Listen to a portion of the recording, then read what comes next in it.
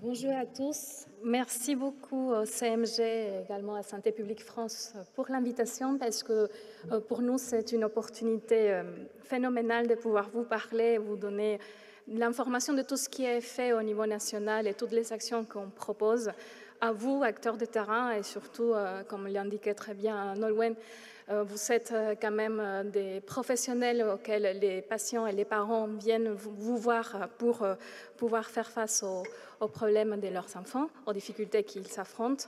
Donc aujourd'hui, l'objectif est de vous donner le plus grand nombre d'informations. Et après l'introduction, je vais vous parler de la feuille de route santé mentale et psychiatrie, ainsi que les opportunités en termes de prévention en santé mentale avec cette grande cause nationale 2025 qui met une place très importante à la santé mentale dans l'espace médiatique et qui permettra d'en parler finalement de la santé mentale. Et même si Nolwenn est passée rapidement, j'aimerais bien m'arrêter sur les ressources qui sont mises à disposition tant de vous que comme le public que vous accueillez. Alors effectivement, pendant la crise sanitaire, nous nous sommes rendus compte au niveau de la DGS, parce que la Direction générale de la santé, ça nous tient à cœur de suivre l'état de santé de notre population, y compris donc la santé mentale. Et on avait eu différentes alertes sur la dégradation de la santé des jeunes, notamment, avec une augmentation de taux de suicide, des tentatives de suicide et d'hospitalisation. Et on s'est rendu compte effectivement qu'il y avait un vide pour la tranche d'âge 3 à 11 ans.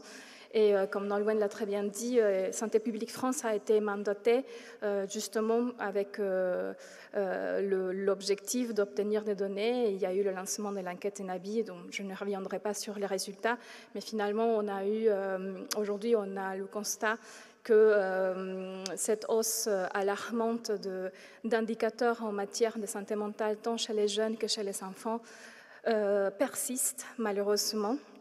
Et cependant, nous n'avons pas attendu la pandémie et la dégradation de cette santé mentale pour nous s'en occuper et pour proposer, grâce à la feuille de route santé mentale et psychiatrie, des actions de prévention, notamment grâce au premier axe qui était celui de promouvoir le bien-être mental, prévenir et repérer précocement la souffrance psychique et aussi prévenir le suicide. Nolwenn nous en parlait rapidement des compétences psychosociales. J'aimerais savoir dans la salle, peut-être c'est plus simple de demander qui connaît que qui ne connaît pas, parce que vous n'aurez pas... Qui connaît qu'est-ce que c'est les compétences psychosociales? Ah, j'ai bien fait de demander qui connaît. Alors, les compétences psychosociales, ce sont des compétences de vie, ce sont des compétences en matière de gestion des émotions, de connaissance des émotions, la gestion de la frustration, se connaître soi-même, et aussi des compétences qui vont nous aider à avoir de bonnes interactions sociales. Donc, idéalement, nous devrions tous être formés à des compétences psychosociales. Alors, le ministère a pour objectif de créer une nouvelle génération, d'aider à qu'une toute nouvelle génération arrive à l'âge adulte, à la jeunesse et à l'âge adulte, avec des compétences psychosociales qui lui permettent d'avoir un meilleur bien-être tant mental, physique, mais aussi social. Alors, il y a toute une stratégie qui a commencé avec un programme d'expérimentation. On pourra en parler plus tard s'il y a des questions dans la salle, parce qu'on m'a donné 12 minutes et là, je suis à la première ligne, à la première action. Mais vraiment, c'est un programme qui nous tient très à cœur, qui peut paraître un peu conceptuel, mais pour lequel aujourd'hui, on a non seulement des kits d'empathie dans toutes les écoles de France, mais aussi partout où il y a des enfants. La troisième action était de lutter contre les stigmatisations, tout simplement pour libérer la parole et pour arrêter d'utiliser aussi des mots mal placés. Et c'est là grâce à des actions de communication de Santé publique France et avec la mobilisation des territoires grâce, entre autres, des conseils locaux de santé mentale. Nous avons également déployé le secourisme en santé mentale. Je vous invite vraiment à tenter l'aventure de la formation secourisme en santé mentale. Il y a des confrères à vous qui ont déjà fait cette formation et qui l'ont trouvée très informative et qui leur a donné beaucoup d'outils pour pouvoir gérer des moments de détresse parmi les patients. Et enfin, comme disait Nolwenn, il y a le 3114, c'est le numéro de prévention du suicide. L'axe de cette feuille de route visait à élargir l'offre en psychiatrie périnatale grâce à l'action 10, notamment avec les stratégies des 1000 premiers jours. J'espère que vous avez déjà entendu parler, qui commence au 4e mois des grossesses de la femme et va jusqu'à 2 ans. Nous avons aussi renforcé les maisons des adolescents. Aujourd'hui, on a 1,16 maisons des adolescents par département, qui sont des endroits aussi clés pour les accueillir. On a renforcé les centres médico-psychologiques de l'enfant, psychologiques de l'enfant et de l'adolescent. Et nous avons déployé également le dispositif Mon soutien si avec bien évidemment l'ECNAM, qui est accessible dès l'âge de 3 ans, pour des troubles légers à modérés. Aujourd'hui, nous avons d'autres opportunités en termes de prévention en santé mentale, en agissant notamment sur les écrans. Je pense que vous voyez tous autour de nous, c'est ce qui se passe.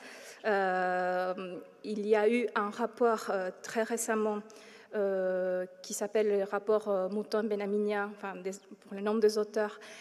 Le titre est très beau, c'est « Écran et enfants à la recherche du temps perdu ».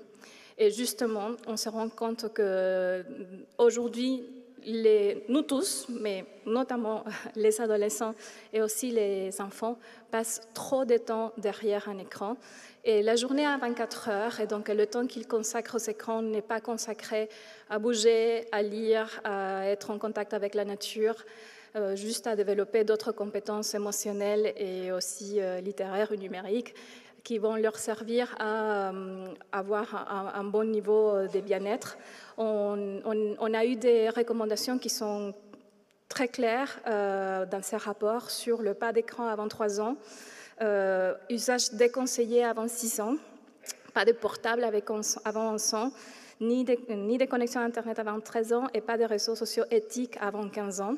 Ça avait fait du bruit et aujourd'hui, on est dans une phase d'opérationnalisation de ces recommandations qui étaient de recommandations fortes, mais on croit fortement aussi qu'il doit y avoir un changement au niveau sociétal. Nous devons créer plus d'espace où les enfants sont les bienvenus, où les enfants peuvent être enfants et qu'on arrête de les pousser à être derrière des écrans.